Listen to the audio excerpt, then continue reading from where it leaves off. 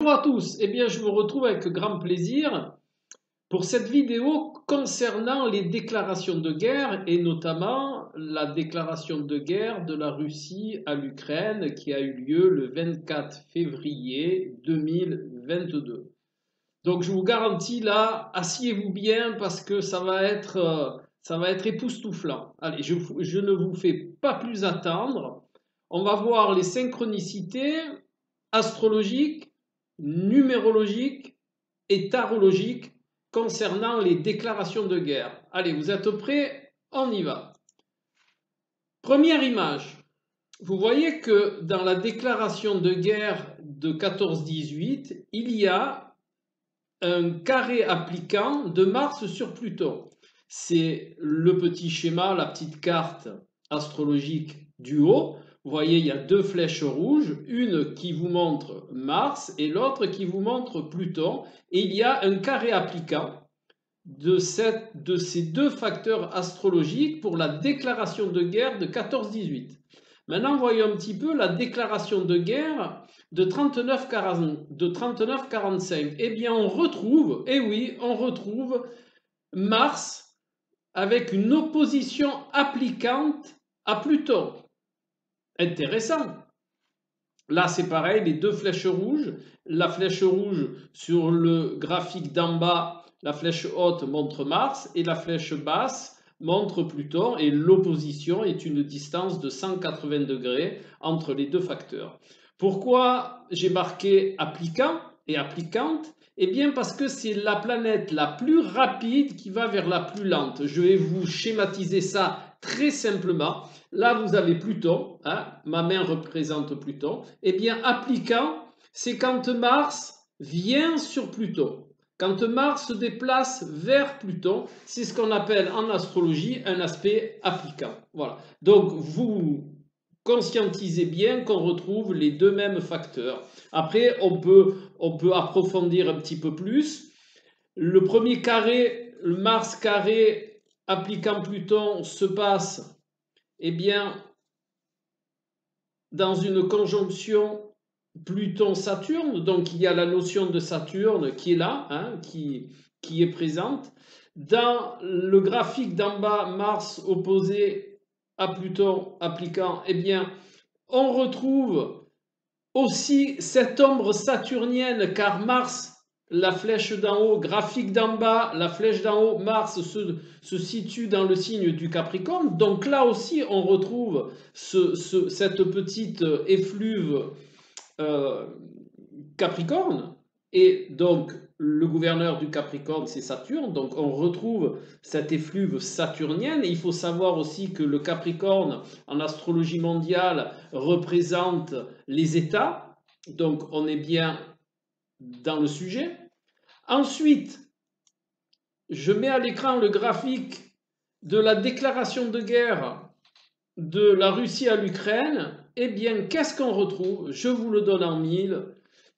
Une conjonction Mars-Pluton dans le Capricorne. Donc là, on a encore les trois mêmes facteurs. Mars, Pluton, Capricorne ou Saturne. Voilà. Donc il y a cette effluve encore saturnienne et capricornienne. Quoi qu'il en soit, Saturne est toujours présent d'une manière ou d'une autre. Donc vous voyez, c'est très interpellant. À ce sujet-là, si ça vous interpelle, parce que la suite est encore plus époustouflante, si ça vous intéresse et que vous trouvez que ça peut avoir une utilité, eh bien partagez en masse pour deux raisons. La première, c'est que comme ça, je peux faire encore plus de vidéos. Et la deuxième raison, c'est parce que plus de gens ont cette information et mieux ils vont pouvoir trouver du sens. Et quand on trouve du sens, on gère mieux les choses. Voilà. Et c'est important dans ces moments difficiles de bien gérer les informations qui nous sont données. Alors bien entendu, je ne suis pas là pour convaincre de quoi que ce soit. Je partage ces connaissances et ces informations parce que j'estime qu'elles peuvent être bénéfiques à beaucoup de monde pour trouver du sens dans tout ce que l'on vit. Hein. Notre vie manque un petit peu de sens, on vit un petit peu comme des robots. Donc là, l'astrologie et tous les autres arts anciens sont là pour amener du sens et donc une compréhension et donc un mieux vivre. Voilà. Allez, on passe à la numérologie. Donc la numérologie, alors là, époustouflant, hein. Quelles que soient les dates de déclaration de guerre, vous arrivez toujours à 5. Hein, que ce soit le 28 juillet 1914, quand on fait les réductions théosophiques, eh bien on arrive à 5. Le 1er septembre 1939, on arrive à 5. Et le 24 février 2022, on arrive à 5. Si ça, ce n'est pas des synchronicités, c'est formidable. Alors, je rappelle qu'une synchronicité, c'est quoi? Eh bien, c'est ce qui se passe au niveau d'en haut est similaire à ce qui se passe au niveau d'en bas. Et ce qui se passe au niveau d'en bas est similaire à ce qui se passe au niveau d'en haut. C'est ce que nous indique dans l'hermétisme la table d'émeraude, ce qui est en bas est similaire à ce qui est en haut, voilà, et vice-versa. Donc, option 2, même si on découpe la réduction théosophique de manière différente, c'est-à-dire qu'on prend les jours, le mois et l'année, eh bien, on arrive quand même à 5, de manière différente, mais le résultat de la réduction est quand même 5. Voilà. Moi, je trouve que c'est phénoménal. Donc, le 5. Maintenant, venons-en un petit peu au 5. Dans la numérologie normale, le 5 indique un tempérament aventureux, changeant, instable, qui a soif de liberté, de plaisir, qui manque un petit peu de réflexion et qui va rechercher l'équilibre par le centre. Voilà, en gros. Hein. C'est aussi le pentagramme, le pentacle, qui est cette notion des 5 sens. Hein. C'est une étoile à 5 branches, donc il y a les 5 sens. Ces 5 sens nous permettent d'être en interaction avec la matière. Voilà. Et donc, c'est ce qu'on a coutume de dire l'homme incarné. Et de même, l'homme individualisé, puisqu'il vit par rapport à ses 5 sens. Il est autonome. Il n'a pas besoin, il n'a pas besoin du groupe pour exister. Grâce à ses 5 sens, il est autonome. Voilà. Donc, le 5. Maintenant, on va voir le 5 de manière, on va voir un petit peu le 5 de manière différente. Alors le 5, vous vous rendez compte là que dans cette réduction théosophique, eh bien, il n'est pas si bénéfique que ça. Hein. C'est pas comme quand pas comme dans la numérologie basique où c'est ce que je vous ai exprimé. Là, le 5, il a toujours à voir avec la déclaration de guerre, quelle que ce soit la première, la deuxième ou la Russie-Ukraine. Eh bien, à mon sens, pourquoi? Alors là, c'est pareil, je ne détiens aucune vérité, je ne veux surtout pas vous convaincre de quoi que ce soit, c'est juste une démonstration, tout simplement. Et chacun, vous ferez avec ce que vous êtes, vous en tirerez les conclusions qui sont en rapport avec vos concepts, votre manière de voir, votre manière de concevoir et votre manière de percevoir. Voilà. Donc, en numérologie ésotérique, chaque nombre a une valeur secrète. Et en réalité, la valeur secrète de 5, c'est 15. Alors comment on passe de 5 à 15? Eh bien, c'est très simple.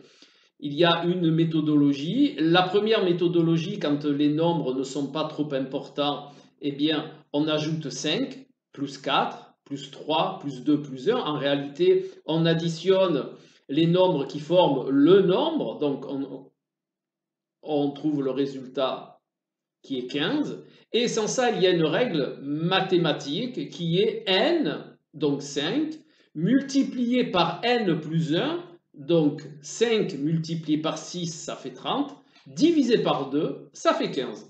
Donc quand c'est des nombres importants, il vaut mieux utiliser la formule mathématique, même quand c'est des nombres moins importants, ou alors vous pouvez le faire à la main, voilà. Donc, eh bien 15, si on le corrèle, lui alors, au tarot de Marseille, eh bien c'est quoi? Allez, c'est l'arcane du diable. Voilà. Et l'arcane du diable, c'est quoi? Eh bien c'est la séparation, la désunion, la tentation. Mais c'est aussi un niveau beaucoup plus subtil, c'est l'enfer qu'il est utile de traverser pour arriver à notre lumière intérieure. Puisque le diable a un autre nom, il s'appelle Lucifer, qui est le porteur de lumière.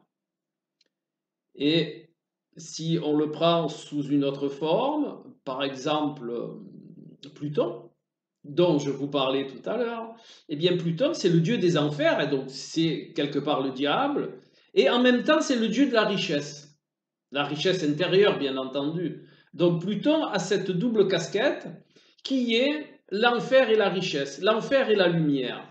Eh bien, on retrouve un petit peu le symbolisme de Lucifer, qui nous indique qu'en réalité, Pluton, l'appareil, qu'il est utile de connaître notre enfer pour arriver à notre lumière. Il faut savoir aussi que Pluton est le gouverneur du Scorpion, qui indique cette introspection, ce mythe du phénix, c'est détruire pour reconstruire. Voilà, on reste dans ce symbolisme-là.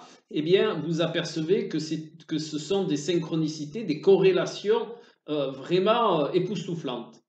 Voilà. Donc, dans cette notion-là, eh bien, ça permet de trouver du sens. Et comme je vous l'ai dit tout à l'heure, le sens, eh bien, donne sens à votre vie. Voilà. Eh bien, si comme moi, vous avez été et vous êtes encore époustouflé, eh bien, partagez. Après, j'ai deux petits messages à vous partager, personnellement. Le premier, c'est mettez-moi en commentaire si vous seriez intéressé par des vidéos sur l'astrologie médicale. Là, pareil, la synchronicité entre le symbolisme planétaire et ce qui arrive au niveau du règne humain. Ça, c'est une chose. La deuxième chose, donc, vous trouverez dans le descriptif de la vidéo le lien sur la première vidéo concernant la guerre Russie-Ukraine. Et je vous retrouve tout bientôt avec grand plaisir pour une nouvelle vidéo. Cordialement, Alain.